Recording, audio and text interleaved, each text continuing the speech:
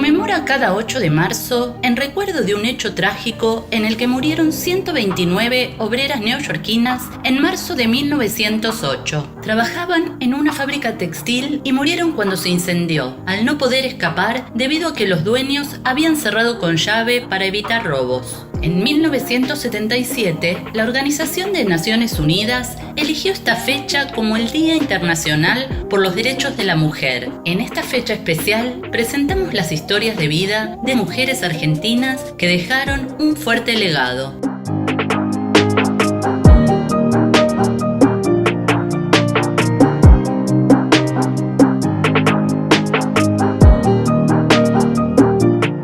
María Remedios del Valle fue una militar afroargentina. No se conoce la fecha de su nacimiento. Se estima que nació entre los años 1766 y 1767. Su madre era una persona esclavizada y descendiente del pueblo yoruba, originario de África Occidental. Remedios se crió en el barrio del Mondongo, donde hoy está Montserrat. Durante las invasiones inglesas de 1807, sintió que debía defender a su país y participó en las milicias urbanas de Buenos Aires. En 1810 se sumó junto a su familia al ejército del Perú, comandado por Manuel Belgrano. Durante 2 años participó en los combates y expediciones que llegaron hasta Potosí, en Perú. Durante el éxodo jujeño, Remedios perdió a su familia y fue herida de bala. Dicen que en toda su vida recibió 6 disparos. El éxodo jujeño fue una retirada del ejército del norte ante las fuerzas realistas. Compartió batallas con otra heroína de la patria, Juana Azurduy. Al igual que Azurduy, Remedios fue asignada capitana por Manuel Belgrano. Ambas tuvieron un rol destacado en la batalla de Ayohuma a fines de 1813. En esos tiempos, a Remedios empezaron a llamarla Madre de la Patria. Después de declarada la independencia, regresó a Buenos Aires y vivió en la pobreza, hasta que 9 años después fue reconocida en la calle por Juan José Viamonte, un militar que había peleado con ella, quien intercedió para que le otorgaran un sueldo. Falleció el 8 de noviembre de 1847 a los 80 años. En su homenaje, el 8 de noviembre se celebra el Día Nacional de las y los Afroargentinos y de la cultura afro.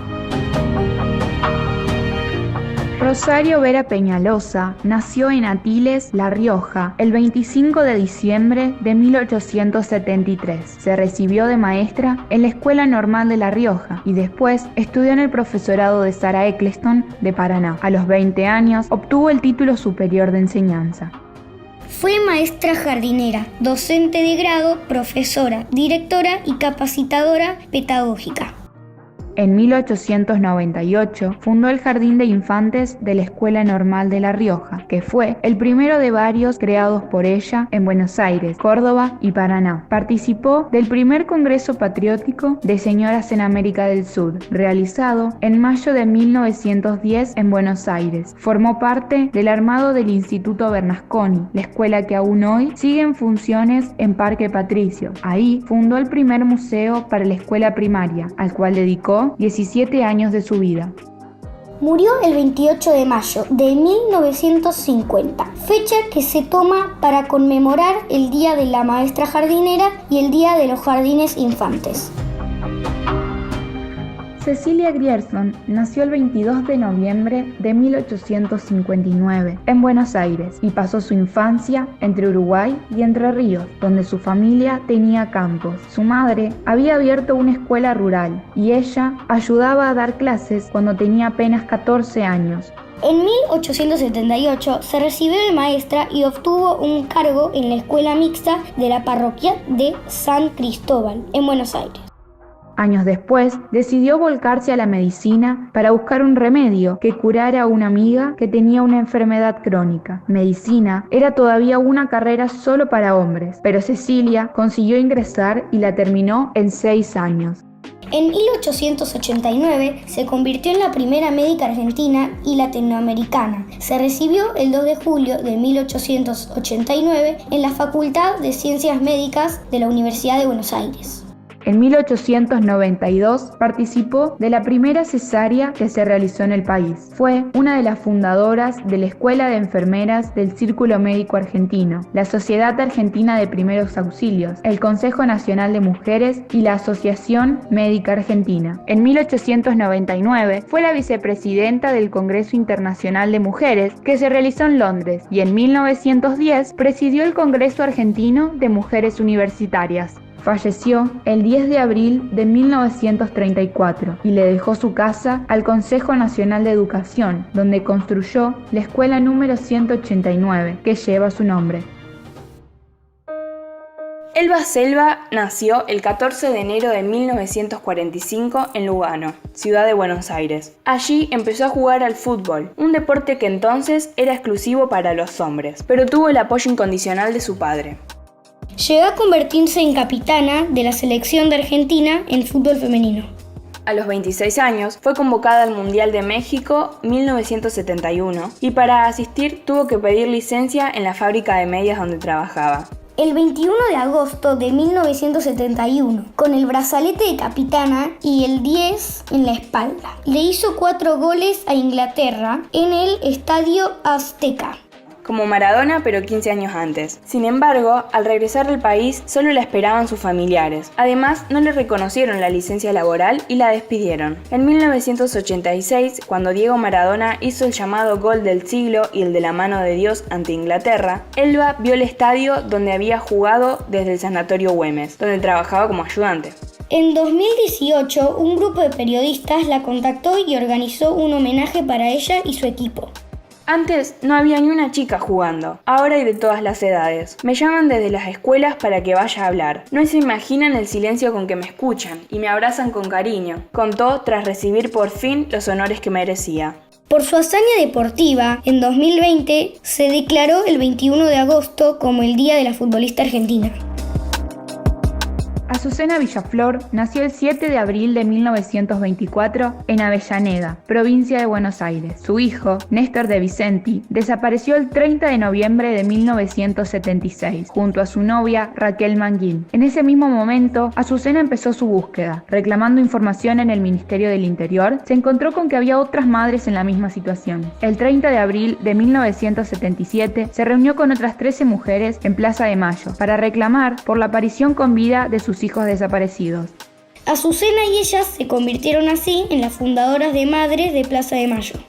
Los militares presentes en la plaza no le permitieron agruparse, debían circular. Vamos señores, circulando, por favor, vamos circulando. Entonces decidieron caminar en círculos y así nació la Ronda de las Madres de Plaza de Mayo. Esta ronda se sigue realizando cada jueves a las 15:30. El 8 de diciembre de 1977, un militar infiltrado en la iglesia de la Santa Cruz, a donde concurría Azucena, Alfredo Astiz, dio la orden de secuestrar a 8 personas. Entre ellas estaban Esther Ballestrino de Cariaga y María Eugenia Ponce de Bianco, ambas madres de desaparecidos, y la monja francesa Alice Domon. 2 días después, Azucena y otras madres publicaron una solicitada en el diario La Nación, con más de 2.500 firmas, que decía: solo pedimos la verdad, y estaba dirigida al presidente, a los altos mandos de las Fuerzas Armadas y a la prensa. Habían quebrado el silencio. El 10 de diciembre de 1977, Azucena fue secuestrada por un grupo de tareas en la esquina de su casa de Sarandí. Y también desapareció la monja francesa Léonie Duquet. En 2003 comenzó la investigación sobre un cuerpo enterrado como NN de la ciudad de General Lavalle, y en 2005 el equipo argentino de antropología forense identificó que pertenecía a Azucena Villaflor. Cada año se entrega el premio Azucena Villaflor de Vicenti, que reconoce a personas o entidades que se destacan en la defensa de los derechos humanos. Micaela García nació el 9 de agosto de 1995 y desapareció el 1 de abril de 2017 en Gualeguay, Entre Ríos. Su cuerpo apareció una semana después y el informe forense determinó que había sido violada y estrangulada el mismo día de su secuestro. Micaela era estudiante de educación física, militante del movimiento Evita y participaba activamente del movimiento Ni Una Menos. por su compromiso con la defensa y los derechos de las mujeres y su lucha contra la violencia machista. Su femicidio se convirtió en emblemático para el feminismo. Por su crimen fue detenido Sebastián Wagner, quien había sido condenado a 9 años de prisión por 3 violaciones sexuales, pero estaba en libertad condicional por decisión del juez de ejecución de penas de Gualeguaychú, Carlos Rossi. En el caso de Micaela, Wagner fue condenado bajo figura de femicidio a cadena perpetua. En diciembre de 2018 se sancionó la llamada Ley Micaela. La Ley 27.499 establece la capacitación obligatoria en la temática de género y violencia contra las mujeres para todas las personas que se desempeñen en los 3 poderes del Estado.